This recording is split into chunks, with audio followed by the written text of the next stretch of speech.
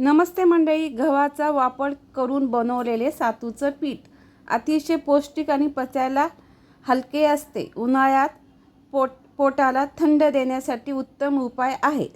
चला तर मग पदार्थ सुरू करूया. 1 कप हरभऱ्याची डाळ घेतली आहे, स्वच्छ निवडून घेतली आहे. त्याचप्रमाणे आपल्याला 2 कप गहू घ्यायचे. एका कपास 2 कप गहू.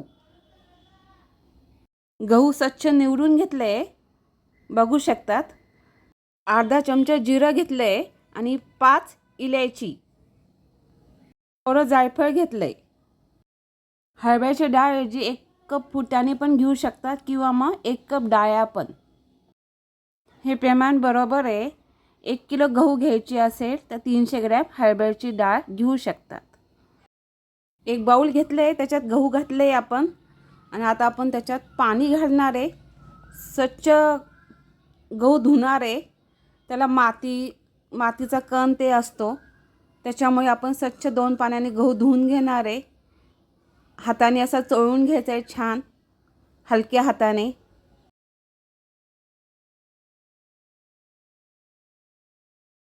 दोन पाण्याने गहू धुवून घेतले. आता आपण त्याच्यात पाणी घालूया आणि अर्धा तास भिजत ठेवूया. अर्धा तास झाले. आता आपल्याला याच्यातून पाणी काढायचं आहे. तुम्ही बघू शकता गहू आपले फुलले आहे. खाली एक पातेलं ठेवलं आहे, त्याच्यावरती आपण चाळणी ठेवली आहे आणि त्याच्यावर आपण गहू घातले.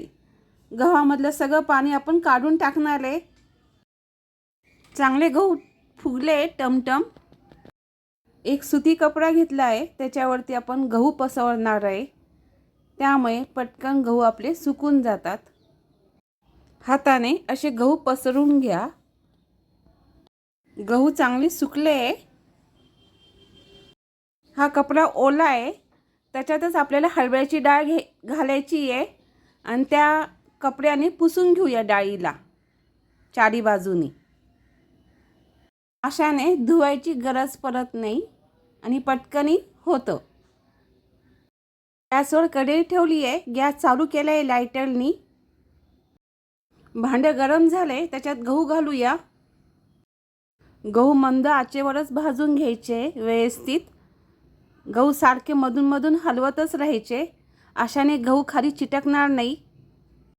जसे जसे गहू आपले भाजतील तसा तसा खमंग वास येईल, सुगंध वास येईल गव्हाचा. गहू कोणचा पण घेऊ शकता तुम्ही सातूच्या पिठाला. चांगले आता भाजणं झाले. आता गॅस बंद करूया. एक ताट घेतलं आहे, आपण गहू घालूया. गव्हाला मस्त लालसर रंग आला आहे. 20 मिनिटं लागले गहू भाजायला.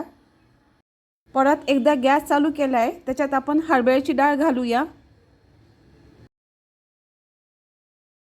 ही डाळ पण मंद आचेवरच भाजून घ्यायची आहे. मस्त खमंग असं लालसर रंग यायला पाहिजे डाळीला.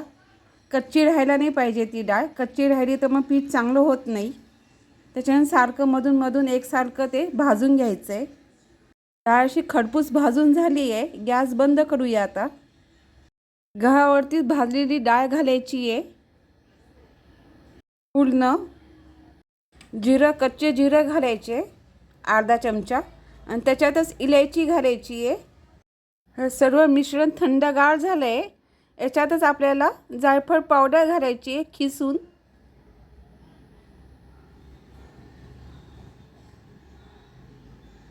थोडीच घालायची आहे, जास्त नाही.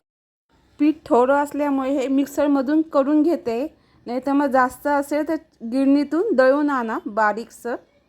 आता मिक्सरच्या भांड्यात आपण सगळं मिश्रण घातलं आहे, ते आपण आता बारीक करून घेऊया. मिक्सरमधून चांगलं बारीक करायचं आहे आपल्याला, जाडसर बिलकुल नाही पाहिजे. एक बाउल घेतला आहे, त्याच्यात चाळणी ठेवली आणि ते पीठ घातलं आहे. मिक्सरमधून बारीक केल्यामुळे दोनदा आपल्याला हे चाळून घ्यायचं आहे. अशा पद्धतीने दोनदा पीठ चाळून घेतल्यामुळे पीठ चांगलं पडतं असं बारीकसर. अजून चव वाढते यानी. घरच्या घरी पीठ तयार आहे सातूचं. चवीला एकदम छान लागतं. एका वाटीत बारीक चिरलेला गूळ घातला आहे, दुसऱ्या वाटीत पिठी साखर घातली आहे. साखरेच्या वाटीमध्ये दूध घालूया. पोह्याच्या वाटीत पाणी घालूया. दोन्ही वाटीत 2-2 चमचे सातूचं पीठ घालायचं आहे आणि चांगलं हलवून घ्यायचं आहे. हे पीठ 2 ते 3 महिने टिकतं आरामशीर. याचे लाडू पण चांगले लागतात. हे कधी पण भूक लागली तर हे खाऊ शकतो आपण. अशाच पारंपरिक रेसिपीज पाहण्यासाठी आमच्या चॅनलला सबस्क्राईब करा, लाईक करा, तसेच मित्रमैत्रिणींसोबत शेअर करा. धन्यवाद.